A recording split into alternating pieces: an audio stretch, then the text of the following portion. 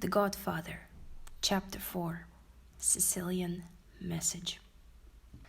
Late that night, Michael and Kay were coming out of a theater.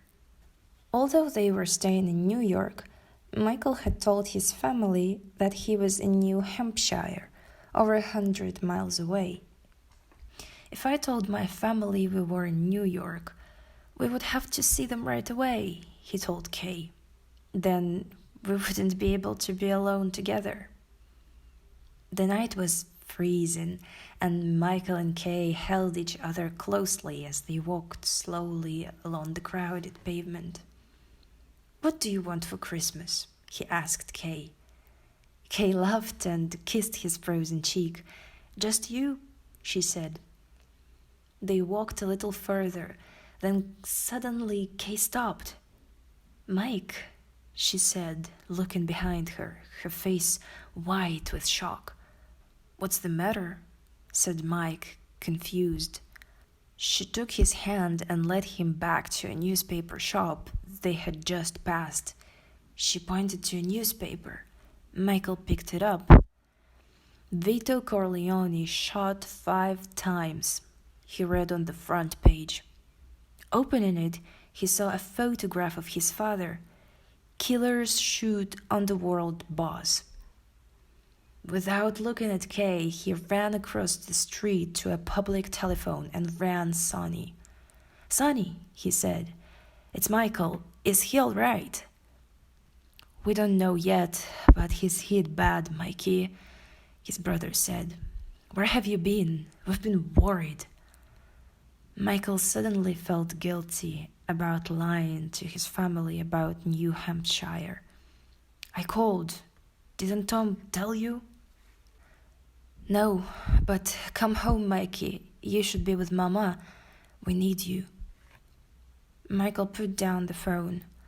Kay, who had followed him across the road, looked at him with tears in her eyes.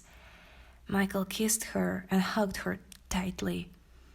Then, stepping away from her, he said, "Go back to the hotel, Kay.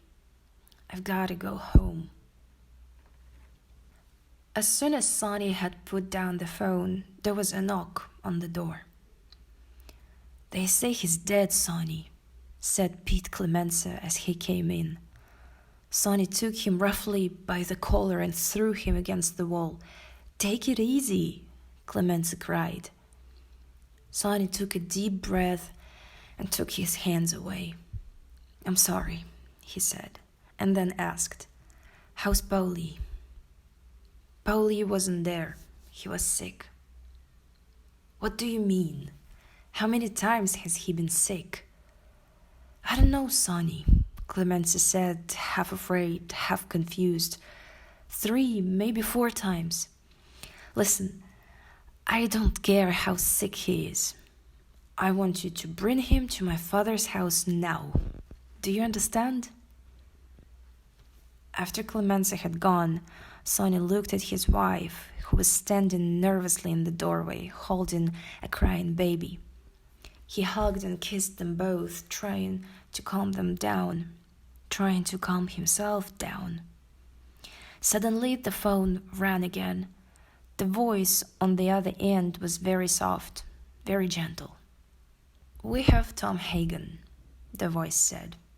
"In about 3 hours, we'll let him go. He'll have a message for you.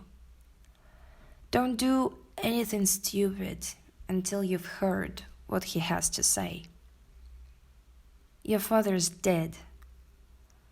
Let's all keep clear-headed about this, okay?" "Okay."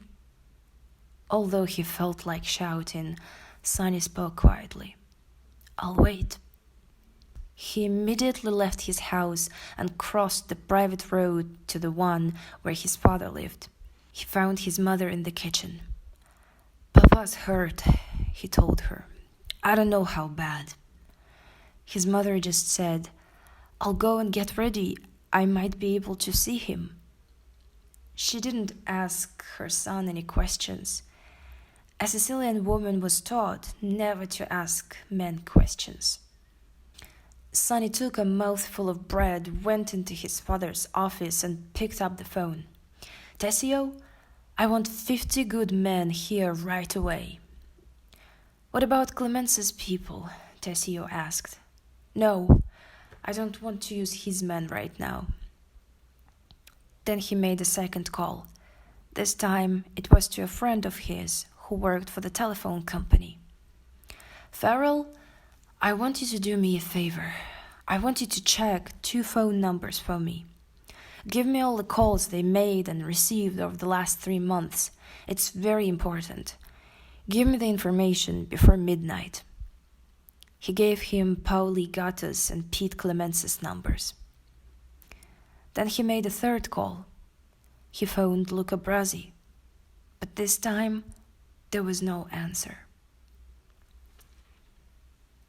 When Michael arrived, he found his father's house full of men he didn't know. He went into the living room, shook hands with a sad-looking Pete Clemenza, kissed Tom Higgins' wife on the cheek, then went into his father's corner room office. Sonny was sitting with Tessio, talking quietly.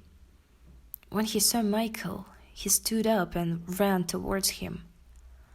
"I'm really glad to see you," he said, hugging his brother warmly.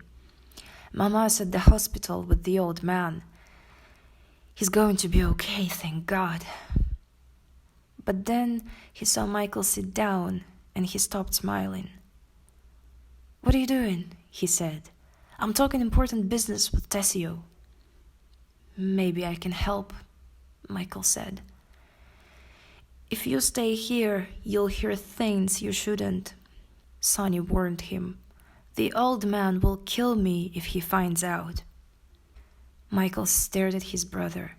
"He's my father too," he said quietly. "Okay," said Sonny, annoyed at Michael's refusal to leave.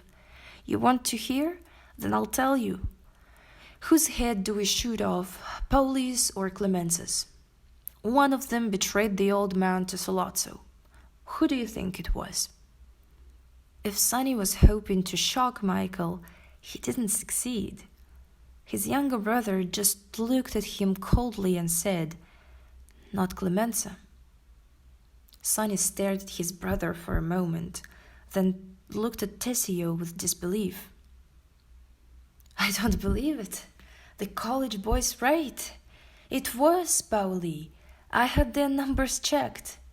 While Pauli was sick, he got phone calls from Sollozzo's people." Michael got up and stood in front of his brother.